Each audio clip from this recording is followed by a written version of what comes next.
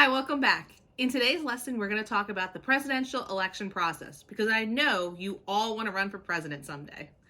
We're going to look at the process starting with the primary elections and go all the way through the actual national general election and then to the swearing in of the new president. So make sure you're in your interactive notebook and you follow along as we go.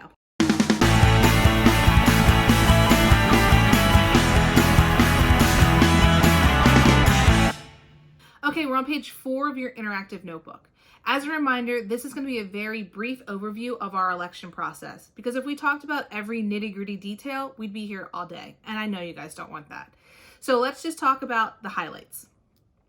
Our national presidential election occurs every 4 years, and we need to take a step back to talk about how do we get down to one candidate for each party, our Republican and Democrat.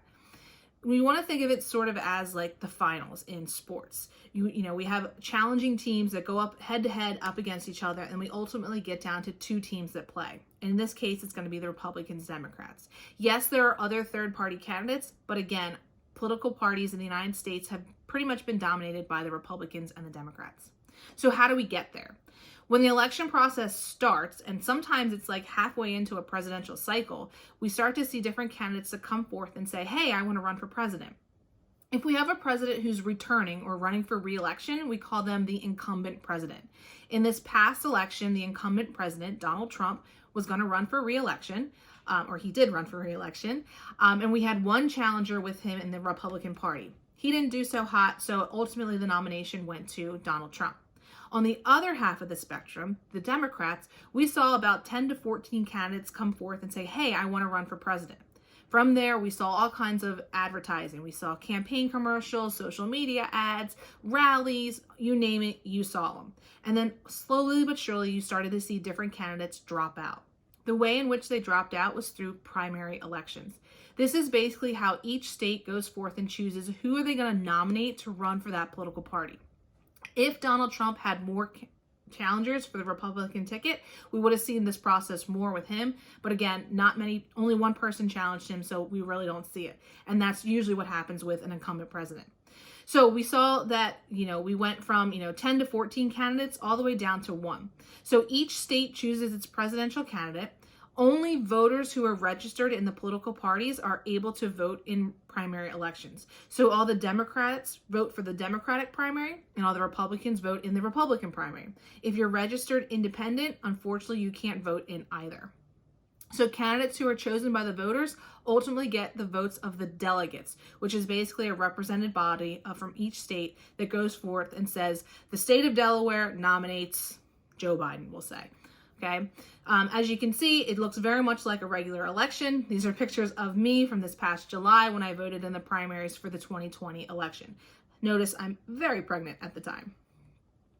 So from here, the delegates get together. Again, they hold a national convention, and that's where they're going to announce their vote for their nominee to represent their party based on who won in their state. So they get together, as I said, at this huge national convention. Usually it's held at a big arena.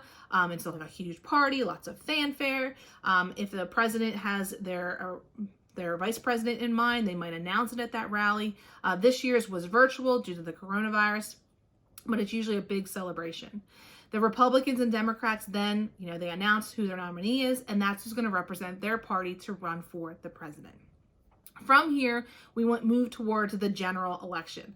They're going to see lots of more campaigning. We're going to see more ads. We're going to see debates, rallies, you name it, to get from the end of the primary process and into the general election.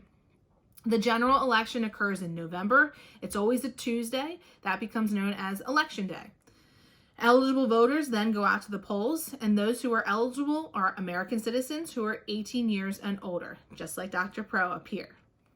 There are people who can't vote, though. If you have not registered to vote, which is a requirement, by the specified deadline, you're not able to vote. And then also, depending on which state you live in, there are some laws and regulations against convicted felons not being able to vote, but it depends on the state. Ultimately, though, those who are able to vote go out and vote, and then the actual votes are counted and tabulated by each independent state. Let's also look at a sample ballot. This is the Delaware ballot, who went to actually being digitized this year.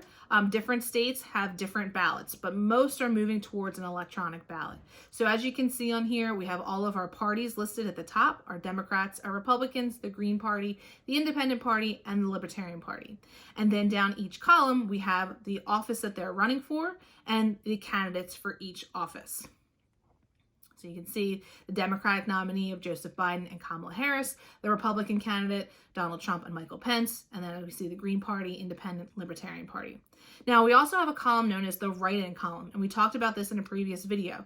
In the write-in column, you can vote for whoever you want. You could fill in your name, you can fill in Mickey Mouse, you could fill in whatever you want.